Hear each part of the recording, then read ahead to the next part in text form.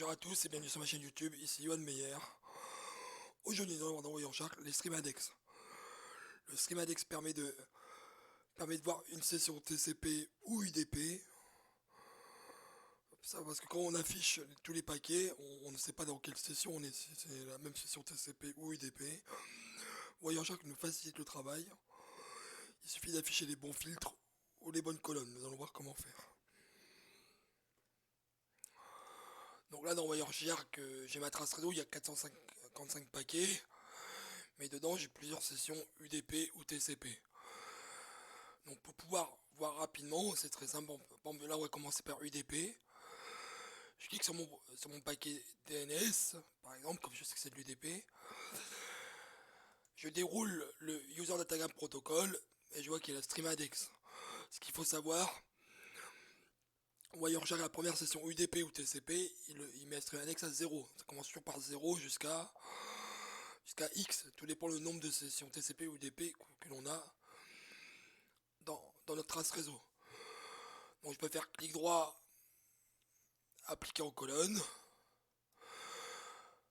Donc là je vais avoir, on va juste faire un clic droit à l'instant top pour le numéro d'index.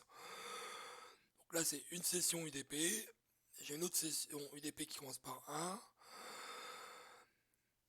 Et ainsi de suite.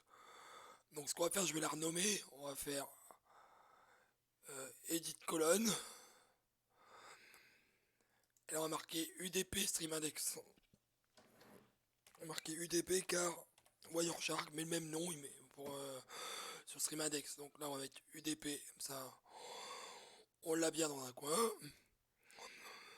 On peut rapidement faire un filtre aussi, donc clic droit, applique comme un filtre sélectionné, et là on aura udp.stream égale 0, donc on voit que cette session UDP.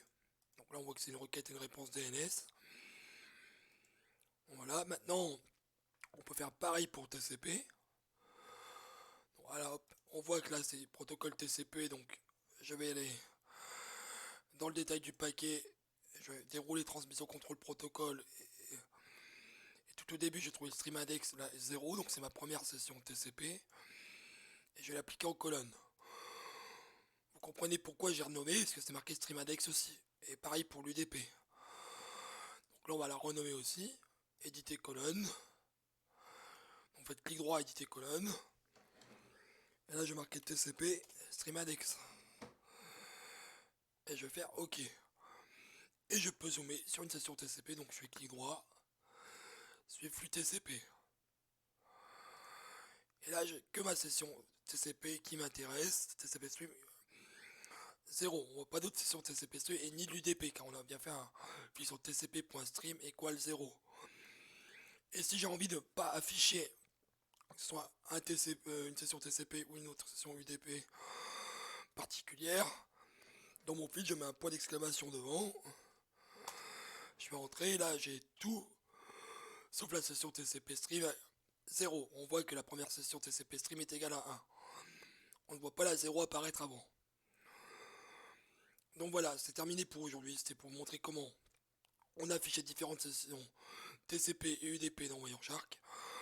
Ce qu'il faut juste savoir avant, c'est que l'UDP stream a été rajouté dans les nouvelles versions de Wireshark et pas dans les anciennes. Donc mettez à jour votre Wireshark. Donc voilà, c'est terminé pour aujourd'hui. Je vous souhaite un bon week-end et à bientôt pour une prochaine vidéo.